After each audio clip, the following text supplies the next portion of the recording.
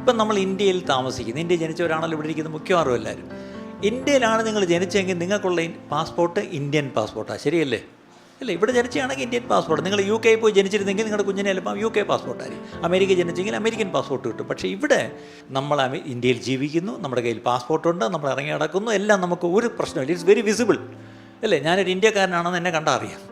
പക്ഷേ ഇതുപോലെ തന്നെയാണ് ഞാൻ ദൈവരാജ്യത്തിൽ ഒരു ദിവസം വീണ്ടും ജനിച്ചു.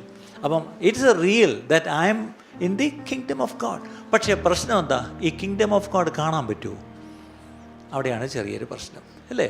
അപ്പോൾ അവിടെയാണ് ആ കൺസെപ്റ്റ് കണ്ടല്ല നമ്മൾ ഈ ദൈവരാജ്യത്തിൽ നമ്മൾ ജീവിക്കുന്നത്. പ്രത്യേകിച്ച് വേദപുസ്തകത്തിൽ കണ്ടല്ല നമ്മൾ ജീവിക്കേണ്ടത്, കാഴ്ചയാലല്ല നമ്മൾ ജീവിക്കേണ്ടത്, വിശ്വാസത്താൽ അത്രേ. അങ്ങനെയാണെന്നുണ്ടെങ്കിൽ അവിടെയാണ് കണ്ട് ജീവിക്കുന്നതിൽ വലിയ കഥയില്ല. പക്ഷെ കാണാതെ വിശ്വസിക്കുന്നവർ ഭാഗ്യവാൻ. അപ്പോൾ ഇറ്റ്സ് റിയൽ ബട്ട് ഇൻവിസിബിൾ.